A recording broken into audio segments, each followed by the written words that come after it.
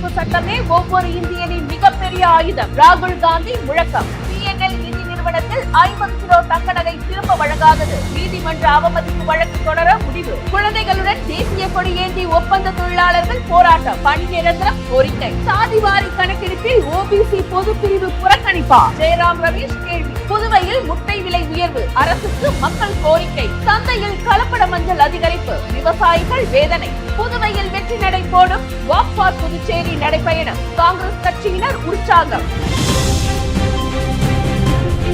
விரிவான செய்திகள். நமது அரசியலமைப்பு சட்டமே ஒவ்வொரு இந்தியரின் கைகளில் இருக்கும் மிகப்பெரிய சக்தி, மிகப்பெரிய வலிமையான ஆயுதம் என எதிர்க்கட்சி தலைவர் ராகுல் காந்தி தெரிவித்தார். ஜனநாயகம், சமத்துவம், சுதந்திரம், மனித உரிமைகள் ஆகியவற்றை காக்கும் கேடயம் அரசியலமைப்பே என்றும் அதனை காக்கும் பொறுப்பு ஒவ்வொரு குடிமகனுக்கும் உள்ளது என்றும் அவர் உறுதியுடன் வலியுறுத்தினார். ஜெய்ஹிந்த், ஜெய் சம்விதான் என அவர் முழங்கினார். PNL நிதி நிறுவனத்தில் அடமானம் வைத்த 750 பேருக்கு சொந்தமான சுமார் 50 கிலோ தங்க நகைகள் இதுவரை திரும்ப வழங்கப்படவில்லை. நீதிமன்ற உத்தரவை மீறியதாக குற்றம் சாட்டி பாதிக்கப்பட்டவர்கள் நீதிமன்ற அவமதிப்பு வழக்கு தொடர முடிவு செய்துள்ளனர். இது பெரும் பரபரப்பை ஏற்படுத்தியுள்ளது. பணி நிரந்தரம் செய்ய வேண்டும் என்ற கோரிக்கையை வலியுறுத்தி ஒப்பந்த தொழிலாளர்கள் குழந்தைகளுடன் தேசிய கொடியேந்தி போராட்டத்தில் ஈடுபட்டனர். மனிதாபிமான அடிப்படையில் அரசின் கவனம் ஈர்க்கும் வகையில் நடைபெற்ற இந்த போராட்டம் பொதுமக்களிடையே பெரும் கவனத்தை பெற்றது. அரசு உடனடியாக தீர்வு வழங்க வேண்டும் என கோரிக்கைகள் எழுந்தது. சாதிவாரி கணக்கெடுப்பு நடத்தப்படும் என அறிவித்த மத்திய அரசு OBC பொது பிரிவினர் குறித்து வெளிப்படையாக கேள்விகள் எழுப்பாதது ஏன் என காங்கிரஸ் பொதுச் செயலாளர் ஜெயராம் ரமேஷ் கேள்வி எழுப்பினார். இது சமூக நீதி நோக்கத்தை பாதிக்கும் செயல் என்றும் உண்மை நிலை வெளிவர அரசின் நேர்மை அவசியம் என்றும் அவர் வலியுறுத்தினார். நாள்தோறும் உணவில் முக்கிய இடம் பிடிக்கும் முட்டை தற்போது ரூபாய் 5.20 காசுகளுக்கு விற்கப்பட்டு வருகிறது.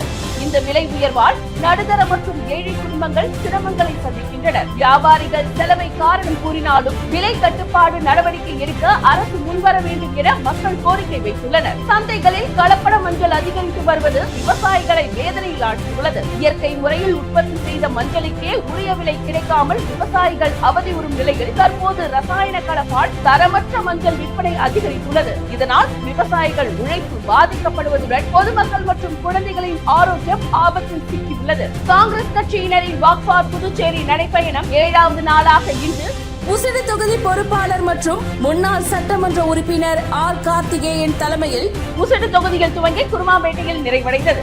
எழுச்சி பயணமான வாக் ஃபார் புதுச்சேரி நடைபயணத்தில் காங்கிரஸ் தலைவர் வி வைத்திலிங்கம் MP, முன்னாள் முதல்வர் வி நாராயணசாமி, சட்டமன்ற உறுப்பினர் M வைத்தியநாதன், முன்னாள் அரசு கொறடா RKR அனந்தராமன், இளைஞர் காங்கிரஸ் தலைவர் ஆனந்தபாபு நடராஜன், மகிழா காங்கிரஸ் தலைவி நிஷா உட்பட BCC, சேவாதளம் மற்றும் அனைத்து பிரிவின் நிர்வாகிகள் கலந்து கொண்டு சிறப்பித்தனர். இத்துடன் INC ஆன்லைன் மீடியா செய்திகள் நிறைவடைந்தன. வணக்கம். தொடர்ந்து செய்தியை பார்க்க INC ஆன்லைன் மீடியாவுடன் இணைந்திருங்கள்.